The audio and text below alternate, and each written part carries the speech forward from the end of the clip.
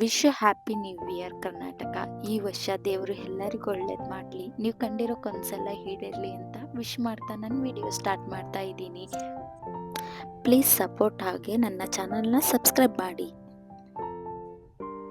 ಇದು ನನಗೆ ಮತ್ತು ನಮ್ಮ ಮನೆಯವರಿಗೆ ತುಂಬ ಇಷ್ಟ, ಅದಕ್ಕೆ ಮಾಡ್ತಾ ಇದ್ದೀನಿ. ಲ್ಯಾಟ್ರಿ ನಾನು ಫಸ್ಟು ಹಿಟ್ಟನ್ನು ಕಲಸಿಟ್ಬಿಟ್ಟಿದ್ದೀನಿ, ಯಾಕಂದರೆ ಅದು ಸ್ವಲ್ಪ 10 ಮಿನಿಟ್ಸ್ ಇಟ್ಬಿಟ್ರೆ ಅದೇನು ಒಡೆಯಲ್ಲ.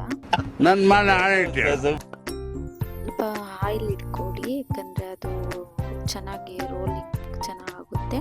ಮತ್ತು ಪಾಕ ಮಾಡಲು ಒಂದು ಪಾತ್ರೆಯಲ್ಲಿ ನೀರು ಮತ್ತು ಸಕ್ಕರೆಯನ್ನು ಹಾಕಿ ಒಂದು 10 ಮಿನಿಟ್ಸ್ ಸ್ವಲ್ಪ ಪಾಕ ಬರೋ ತನಕ ನೀವು ರೆಡಿ ಮಾಡ್ಕೊಳ್ಳಿ. ಅದಕ್ಕೆ ಸ್ವಲ್ಪ ಏಲಕ್ಕಿ ಪುಡಿಯನ್ನು ಹಾಕಿ, ಏಲಕ್ಕಿ ಹಾಕಿದರೆ ಅದು ಟೇಸ್ಟಿಯಾಗಿರುತ್ತೆ.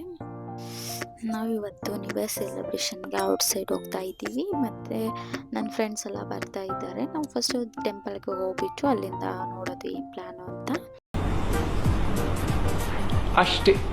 ಫಸ್ಟು ಒಂದು ಪಾತ್ರೆಯಲ್ಲಿ ಆಯಿಲ್ ಹಾಕಿಬಿಟ್ಟು ಅದು ಲೋ ಫ್ಲೇಮಲ್ಲಿ ಇರಲಿ. ಆಮೇಲೆ ಜಾಮೂನನ್ನು ನೀವು ರೆಡಿ ಮಾಡ್ಕೊಂಡಿರೋ ಜಾಮೂನನ್ನು ಒಂದೊಂದೇ ಹಾಕಿಬಿಟ್ಟು ಅದು ಬ್ರೌನ್ ಟೈಪಲ್ಲಿ ಬರೋ ತನಕ ಲೋ ಫ್ಲೇಮಲ್ಲಿ ಮಾಡ್ಕೊಳ್ಳಿ. ಈ ಫಿಗರ್ ಎಲ್ಲೋ ನೋಡ್ದಂಗೈತಲ್ಲ, ನಂಗೂ ಹಂಗೆ ಅನ್ನಿಸ್ತಾ ಐತೆ. ನೆಕ್ಸ್ಟು ಮತ್ತೆ ನೀವು ನ್ಯೂ ಇಯರ್ ಸೆಲೆಬ್ರೇಷನ್ ಹೇಗೆ ಮಾಡಿದೆ ಅಂತ ನೀವು ಕಮೆಂಟಲ್ಲಿ ಮಾಡಿ.